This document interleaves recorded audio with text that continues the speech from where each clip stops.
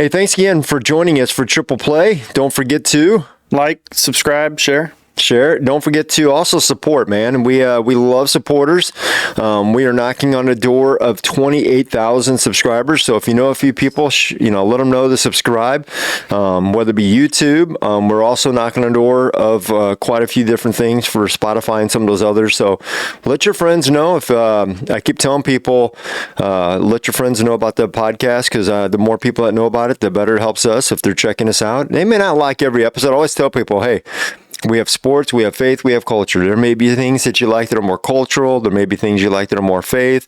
There may be things you more like about sports. We got a little bit of it all. So, kind of like a Joe Rogan, you kind of pick the ones you like, go through and listen to the ones you like. So check out some of the ones maybe you might find curious to do. We've had some really good ones. We had a fun one last week with monkeys in here, and then we had a college president. So today we got a UFC fighter. So we've got a little bit of everything these days. And Josh is going to fight him. We're just going to see if you're still in shape.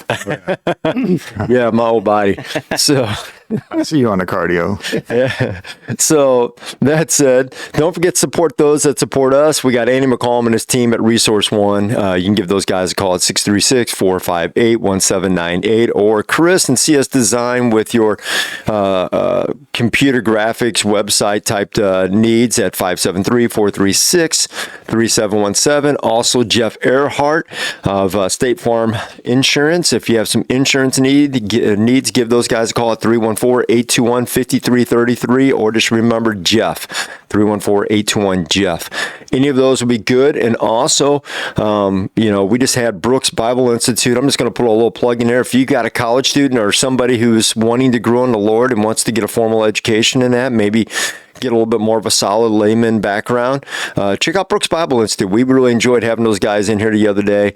We're hoping that they might come on as a sponsor here soon, but even if not, I'm going to give them a plug just because I really enjoyed the conversation. Hope to have Robert and his team back in here to have some more conversations, some good theological debates. So. And they're accredited. And they're accredited. That's right. They're accredited, so you can take that anywhere. But on the other hand, credit or not, who doesn't want to grow in the Lord and get a formal education? I can tell you, as somebody who's done that it's helped me out.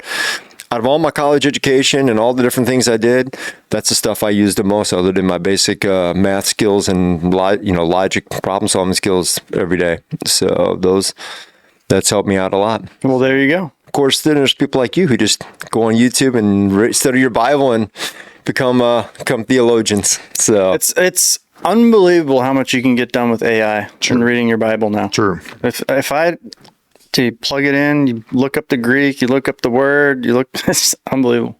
I'm doing it all the time at church when we're listening to sermons. I'll start to look over. Start looking at the words.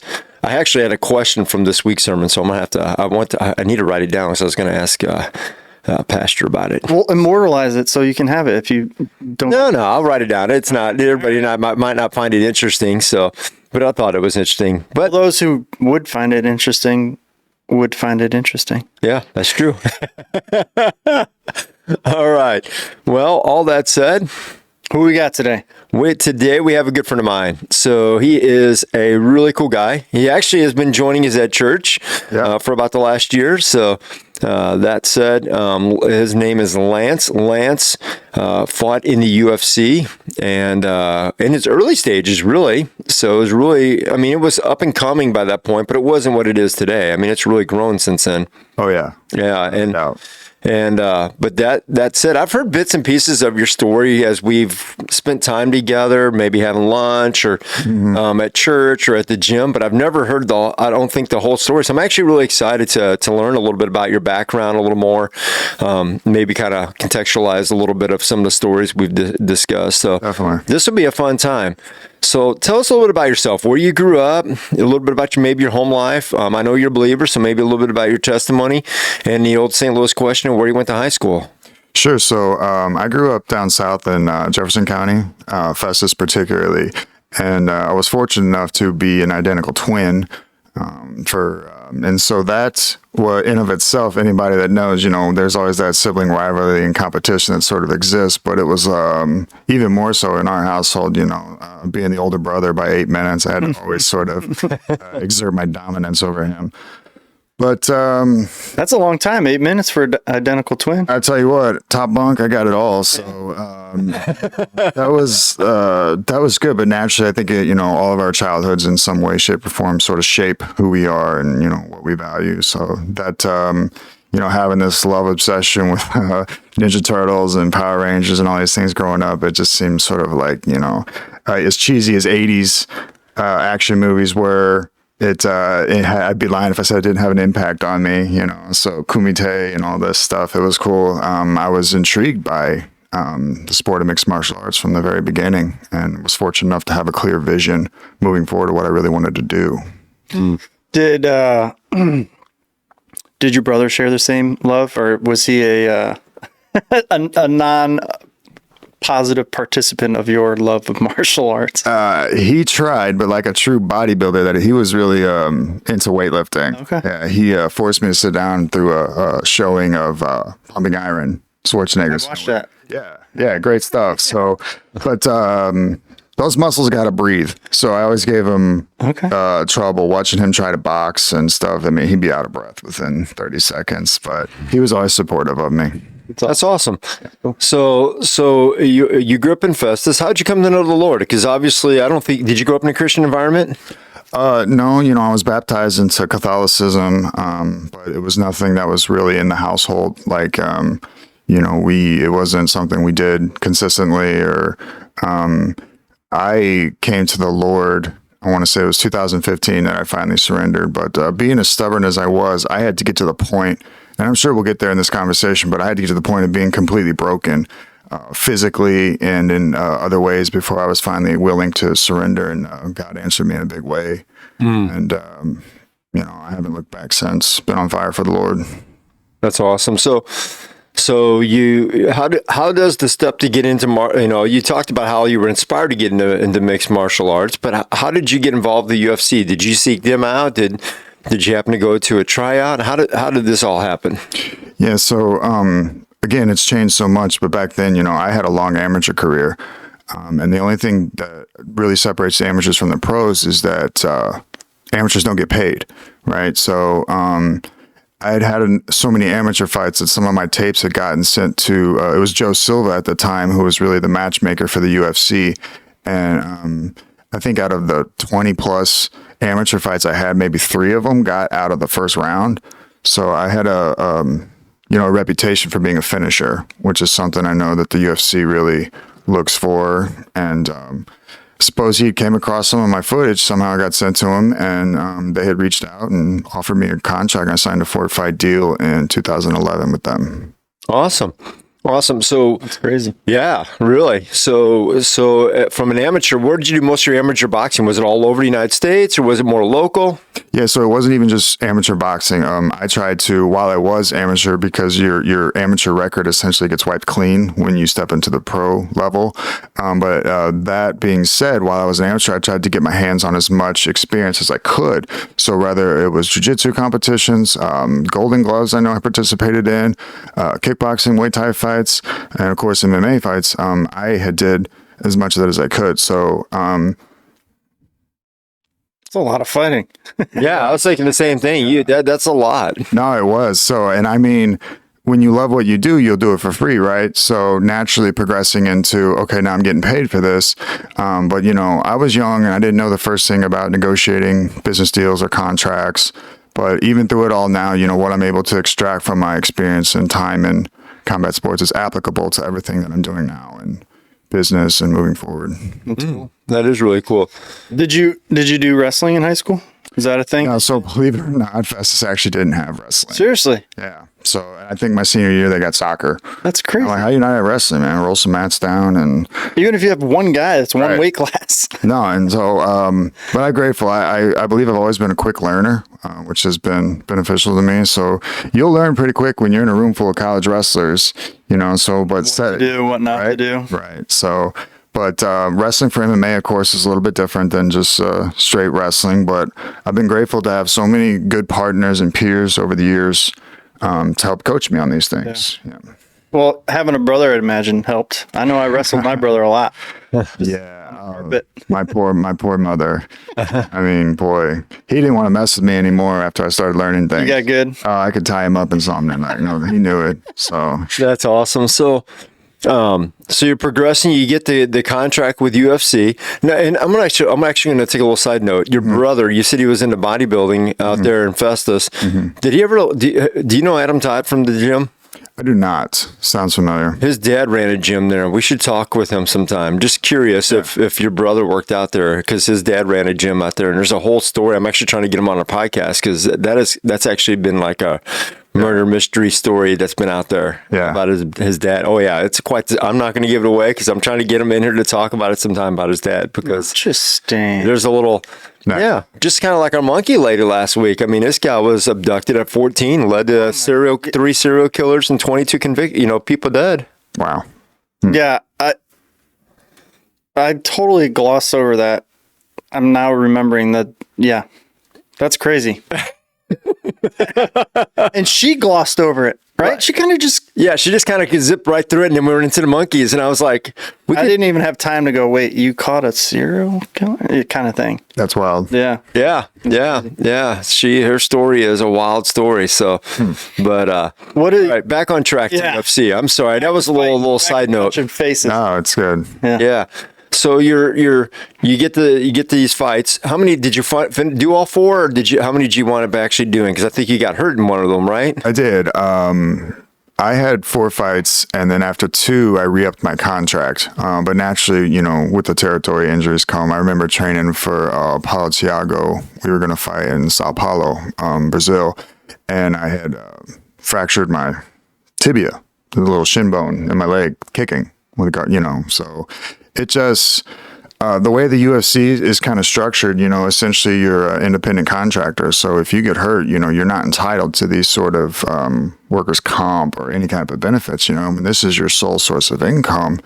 And so you have to be careful about who you train with, because even, your partners, you want to believe that some of them care if you get hurt and can't, if you got children to feed. So, but I mean, I could tell you just a silly story, like warming up with a guy. I had to go get 13 stitches warming up with this big wrestler guy. So it happens. Yeah. Yeah. So how'd your first fight go?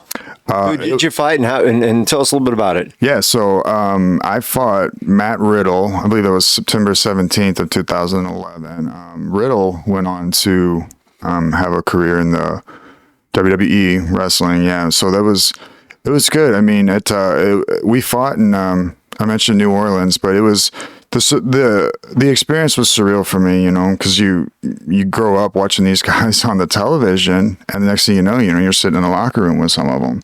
So I had gotten a little spoiled in that fight, though, because I had won Fight of the Night bonus. So I did come away victorious, but then, it was a relatively bloody fight. I would say entertaining, which is probably why they had awarded us the bonus. So it sort of set the stage and the precedence a little bit, my expectations, what it was like to fight in the UFC beyond that. So you won that one, and you go on to the next fight. Now, is the money starting to be a little bit better? From what I hear, it has changed. It has gotten better. I still have many friends that are in, there is competition through like Bellator and a few other promotions, which, free market society competition's good. Some people would argue that the UFC kind of has monopoly on it. But so things are changing. Where it's at, though, I think there's a lot of room to grow. It just got approved by a judge this past year to move forward with class action lawsuit. So the judge had granted it class status, and this is over athletes. A couple former athletes had gotten together, and they were, they're arguing essentially that the UFC was depriving them of their money. And so right as I was getting out, the only way I know the athletes used to get paid, they were really making money off their sponsorships because the promotion itself wasn't really paying them. So that's all been, under lock and key now, because the UFC has essentially axed that. And these are your sponsorships now. Your sponsorships are who we provide. So it's, I know there's a lot of disgruntled people, and But things are changing. You know, the UFC is the only, I jokingly refer to it, you fight cheap. That's what UFC stands for, you know. But, you know, it's nice to see that things are changing. But what can you expect? You know, the guys that originally owned the UFC own casinos in Las Vegas. So, you know what I mean? But He's a known mobster. Yeah, that's what I'm saying. So, Yeah. So what do you know, but like I was saying, UFC is the only major sport that doesn't have a players association. Essentially, this is why, you know, guys go off to do these boxing fights and they make more in one boxing match than they did their entire UFC career, you know? Is there a I know they're independent contractors, but is there a number that they try to stay within that they're picking from as far as those independent contractors? Is it 10 guys? Is it 20? Is it 50? Is it 100? Is it 1,000 that they can pick from anybody?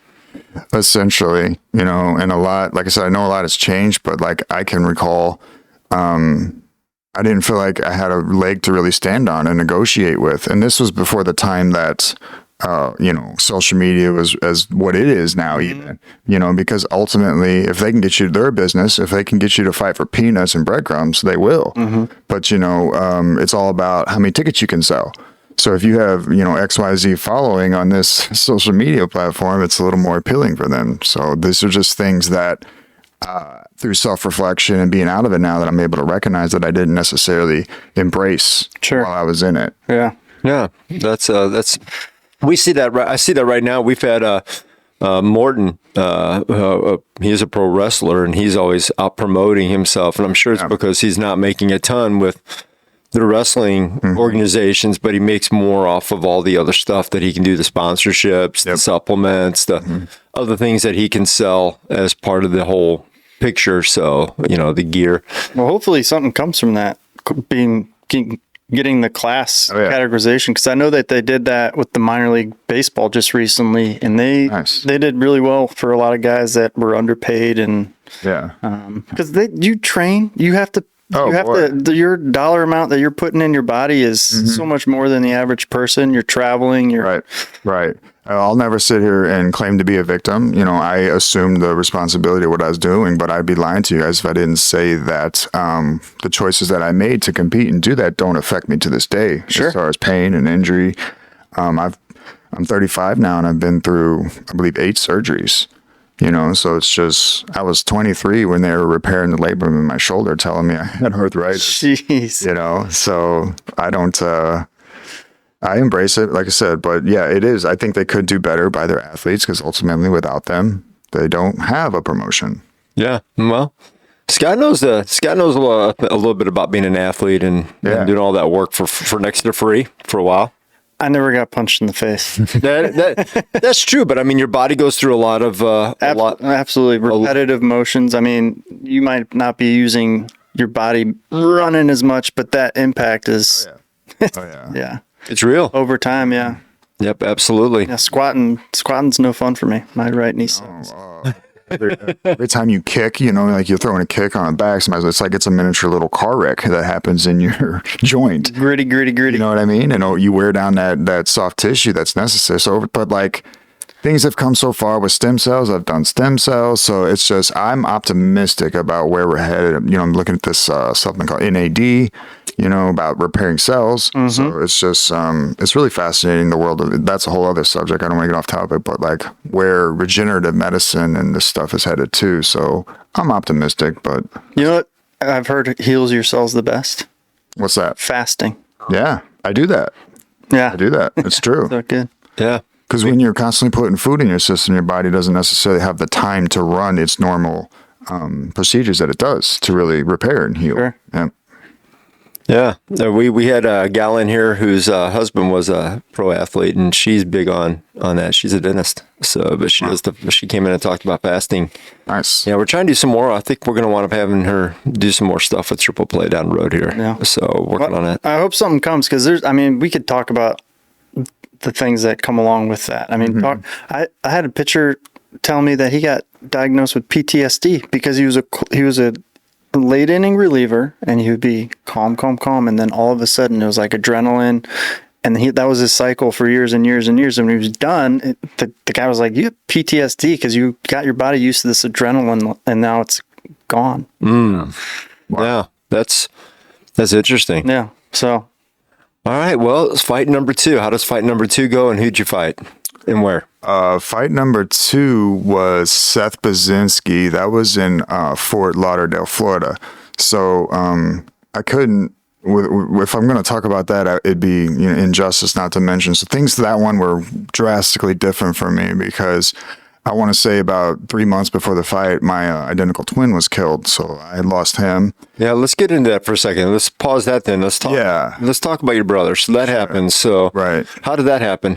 It was a car wreck, typically, but he was riding passenger, so that changes anything. It's just you go through your mind, you try to dissect these things, how these things happen, and even working in law enforcement, you just see these things where you see these car wrecks. We go back to math. That's essentially what it is, like force, mass, velocity.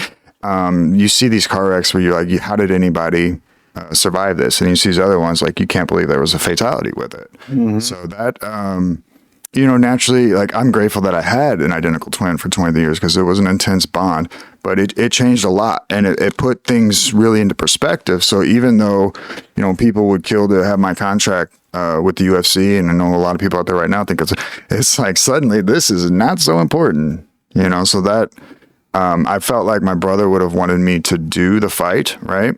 However, I quickly learned even more so how much of a mental game it all really is. And physically, I showed up, I did my job, I fought, probably the hardest thing I ever had to do, but I had no business being there.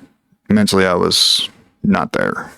You gotta, I can't imagine the mindset on a normal night you have to have going to fight someone, knowing there's a chance right. you could not get off the mat, right? Correct. So that mindset, if you don't have it, that would be a weird place to be in. Right. No. So it's combat, right? And so combat comes in other forms. Some people fight. Some people are doing it with guns, artillery, tanks, and drones. But this is combat in its rawest form. So even you mentioned PTSD a little bit, like in adrenaline. So I had issues with sleep and just did like that. I realized like my adrenal glands was like shot for the years of what I did. So you have to get yourself to a mental state, and then after I came to the Lord, I'm just even more so. I'm like, that's not my nature. Yeah. Yeah. So the thing with your brother happens that takes you, so you have this fight and it doesn't sound like it went well, number 2.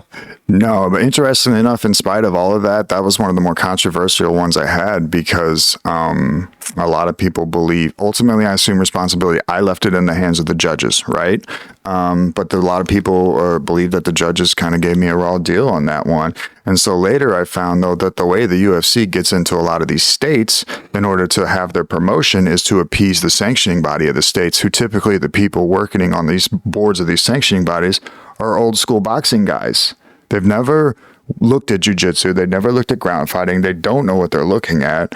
So again, I assume responsibility because I let it go the distance to the judges. But I know, not my opinion, a lot of people believe that I was dealt a bad deal in that card. Yeah. So okay. They don't have a. I'd imagine it's probably going on now, or if not soon, because of the amount of people in the sport now that they can get better all around sanctioned judges. Definitely. Yeah. It's changed a lot. And even in our state here, relatively recently, the state sanctioning body took over the amateurs. So it was in some ways the Wild West for the longest time, but now the state has gotten in on the anxious. So, we're seeing more and more regulation as it, becomes more mainstream and legit. I think one of the things that's helped too was, and I know he's already gets a lot of press, but Joe Rogan, in the way he commentates, helps the audience know what's going on, which educates the everyday viewer, as to what's going on. And then the more he's done that, it seems like now the audience has gotten more and more educated to the different moves and the different things. But, I look back and I see UFC, and it's like, before him, people could see combat, but nobody knew what all those moves were unless you were somebody in that one skill set, like, Brazilian Jiu-Jitsu or, Komatai or whatever, like they were very... It took me it took me a while before I even could tell the difference between a guy that liked to fight on his feet and a guy that liked to fight on the ground. I'd be like, why does this guy keep ending up on the ground? I was like, Yeah. struggling, but no, that's how he was comfortable and can move around. So Yeah, and so I think, having the Joe Rogan, and now you're seeing more commentators following what he did. He was kind of the let's call it godfather of explaining that to the audience. He would go and be like, okay, what you just saw was this, or look at, he's looking, and he would be talking about the move he's putting on him, and they'd be like, yeah, it looks like a wrestling move, but he'd be like, yeah, it's a superplex of this, of a Brazilian jiu-jitsu. Look at that leg sweep. It would be. Well, I know you're a boxer, so now I know I can start to picture how you move on the mat, and then if I know you're matched up with a guy that likes to be on the ground, I might be like, this could be interesting, Right. Yeah. Interestingly enough, I've been thinking about reaching out to a couple of promotions in the area and seeing if they'd be willing to let me work on the commentating board, for their events. Hopefully they would view that as a positive thing or, as an asset. But, so we'll see. I'm going to find where, I can get back into it. I have been out because I was dealing with injuries for the longest time. But, to spend the amount of time that I did on the mats and take the beatings that I have, to not be giving it back in some way, pouring into the youth, or I think would be a real travesty. So I'm just finding where moving forward will be the best way for me to sort of, still play a role in the MMA scene. Getting your foot back in. Yeah. I'm kind of working with that in baseball. And the thing that I keep getting told is just, you just got to get in once you're in. Yeah. Yeah. So I'm right there with you, man. Yeah. So going from second fight to third fight, now obviously you're still processing your brother's death. Right. How do you do your third fight? Where is it at? And what's the mind change from fight number 2 to fight number 3? Not much. Like, I was processing. If I'm being honest, I realized like a lot of it was distracting myself. Like, I was trying to distract myself. Like, okay, I have a task to do. I have to train. I have to, show a report to this gym, get this training session in. But like going, you can't go back. I've done things because I know how mental that sport is. So I fought Sean Pearson in Toronto, Canada, which was great because who doesn't like to travel too? So it was an excuse to get to travel, but also, we're taking care of business, which was cool. I was booed as the American initially in the fight, but it was an exciting fight. It was close. I almost finished him in the third round. So by the end though, I had the Canadian crowd cheering for me, which is pretty cool. That's cool. Got to sign some Canadian kid stuff. That was pretty awesome. But similarly, he was a left-hander, a southpaw, like I am, and I always loved being a left-hander because it threw the right. They're like, "Oh, what's this?" And it worked in my advantage. But the boy, as soon as I had to fight another left-hander, man, it was something. And this guy was known to be a wrestler, but he wanted to stand and trade with me. So it took me about 2 rounds to really figure him out. And then, I was able to break through his defenses and got him pretty good in the third, and I dropped him. And, man, I tell you, I saw his eyes roll back in his head and everything. And, but I guess it just wasn't enough because he hung in there, and the ref was so close to calling it, but didn't call it. And I lost 2 rounds to his 1, and I lost another split decision. My only 2 losses as a professional are in the UFC, and they were both split decisions, I believe. Wow. Well, the Canadian one might have been unanimous. I have to go look. And you made his eyes roll back in his head. So that's point. True. Fight number 4?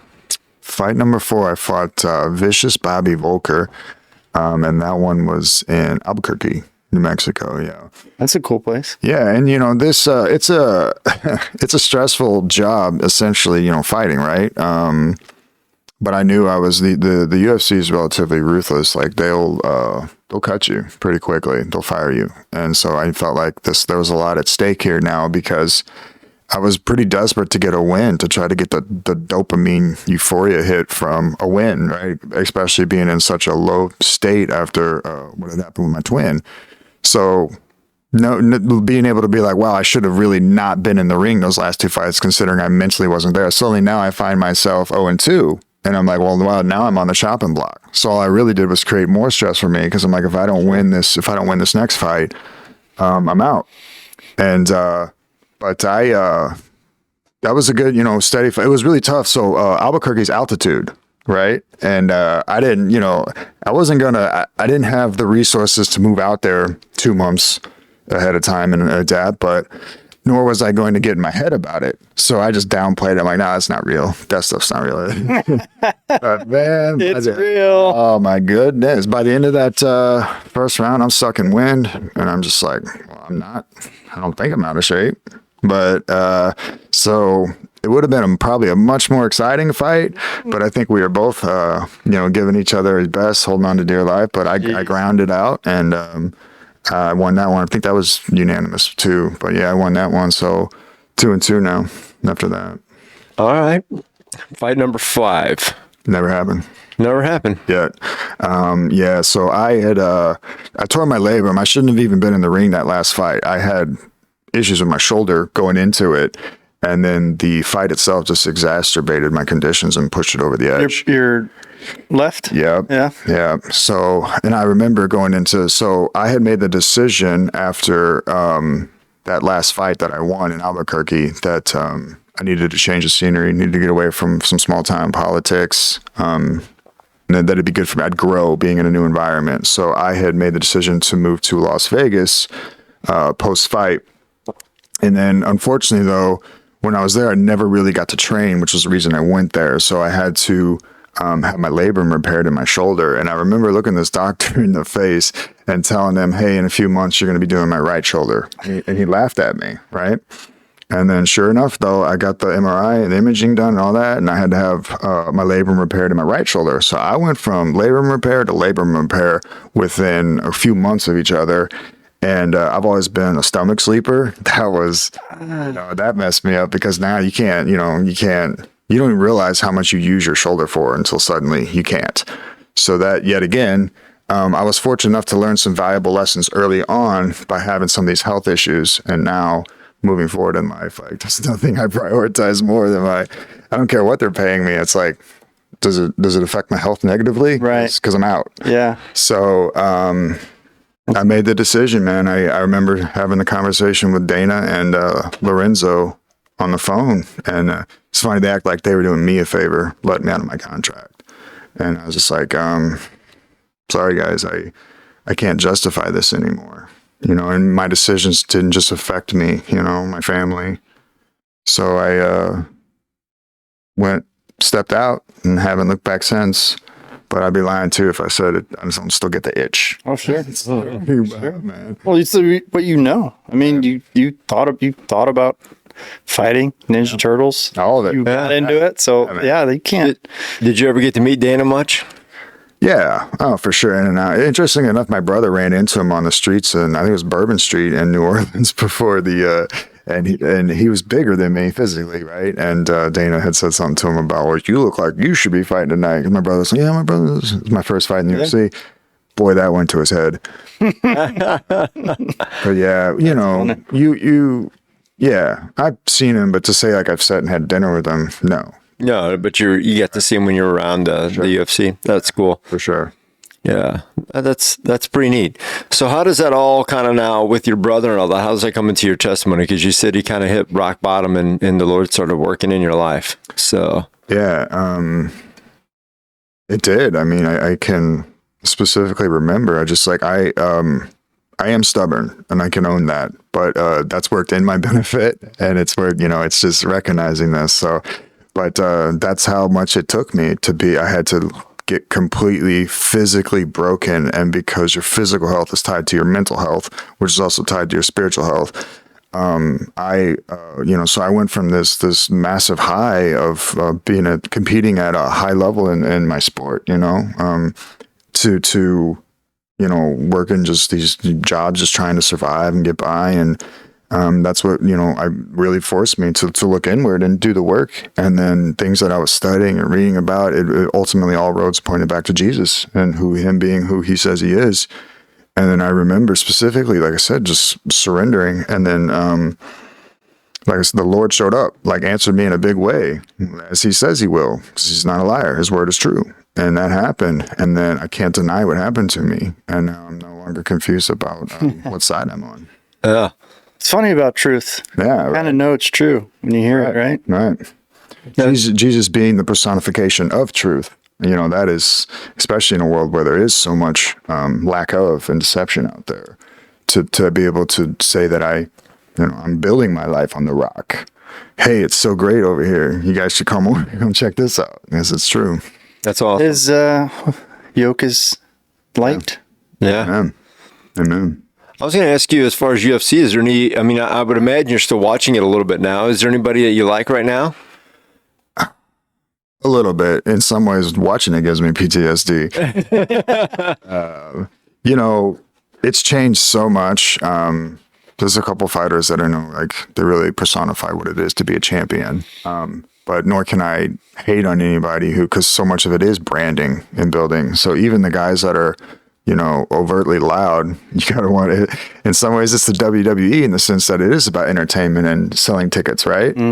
So, oh, absolutely. It's 100%. I mean, yeah, Joe Rogan talks about that quite often of all these people, they build these big perceptions or little perceptions, whatever it is, they're building something so that way they can brand themselves that way. So, and I always was of the mindset, let my talking happen in the ring, right? I'm this humble Jefferson County from fastest guy, and was grateful to be where I was, but also recognizing now, but I missed the platform I had somewhat, so what I would utilize it for now, but it's just different. So you have to approach it. You have to take your brand serious and utilize it and trust. Obviously, there's a reason you're there in that position. Well, cool, man. Any parting words?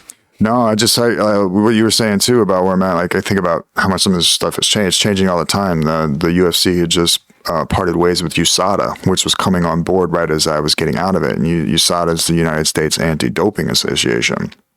So I don't know enough about necessarily what caused that move, but it's a big one because they've been with the sport, essentially since I was getting out of it. So it's an ever-evolving, ever-changing sport. As I mentioned, this class action suit just got approved. So time will tell. Stay tuned. It's going to be interesting to see how the sport evolved. And we're even seeing variations now where there's this bare knuckle. Now that they've gone one step further, and there's promotions that are having bare knuckle. Have you seen that? Yeah. Bare knuckle promotions. Yeah, they're you're definitely seeing variations. There's I think 3 different groups now out there that are pretty good size. I mean, you obviously got the UFC, but there's I think 3 groups now that are all.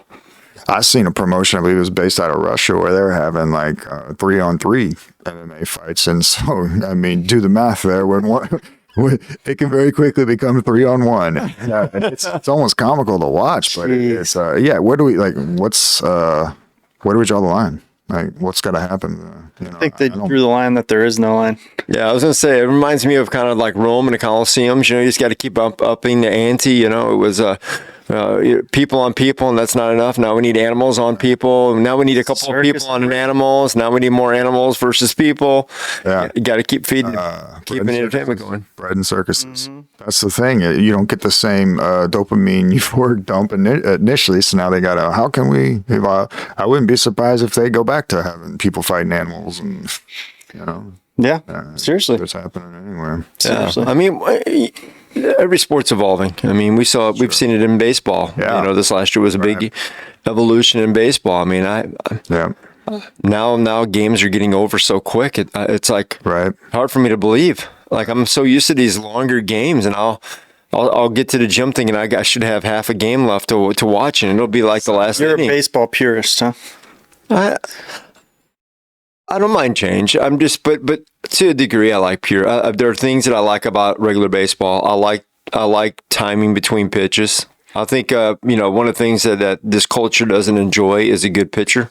Yeah. So they know it, but they don't really enjoy it. One of my favorite games to go back and watch, and I have it on DVD. I have it on digital format. I have maybe 3 ball games that I've got in both formats, but I've literally bought. And that's Chris Carpenter performing against, what's his name when he was with Philly, Roy Halladay, and their pitching duel. That was one of the greatest games. That was a good game. Here's the funny part. I was thinking about the other day. I actually listened to it because I was with Annie McCallum that night. I'd gone to all the playoff games that year, but that game in particular, since it was in Philly, we were listening to, we were taking his sons around to haunted houses. And while we were doing that, we were listening to it on the radio the whole time, man. We finally like, especially the last couple innings, we're like, boys, I think we went to McDonald's and just grabbed food and just sat in the car so we could listen to it because it was just that was so pre-iPhones, huh? You could just check Twitter now. I think we had iPhones, but it was so great just listening to it on the radio and They had Tim McCarver back then too. He was good. yeah, it was such a great game. You grew up a Cardinals fan?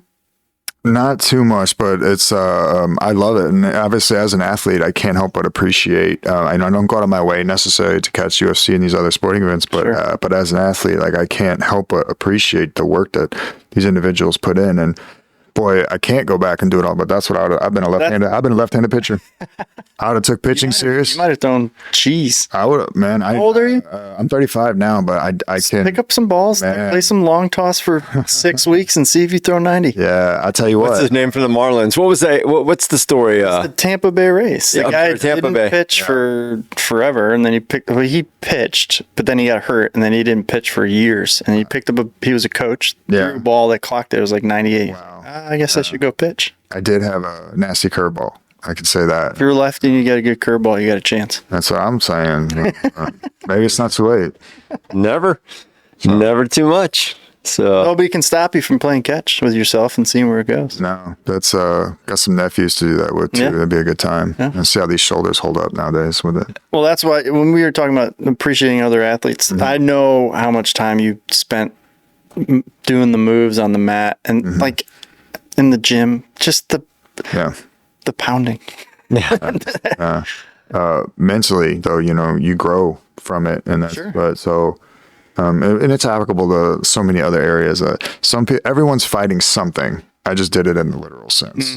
So it's relative. All right. that's awesome. Well, thanks for stopping in for the podcast. Thank you for your time. Yeah, thank you, Lance. Yeah, we really enjoyed it. And for those who are watching, don't forget to like, subscribe, support, share, and If you're into mixed martial arts, UFC, whatever, and you're looking for a commentator, looking for could you train people, teach them moves, all the things? All in the works. Yeah. It's all in the works. All right, all right. more to come. Well, there you go. Well, hopefully we'll have to get Lance back here another time too, because he's an entrepreneur and all sorts of good stuff. So, but we appreciate your time today, and we appreciate you all listening in, and we'll catch you next episode. Adios. See.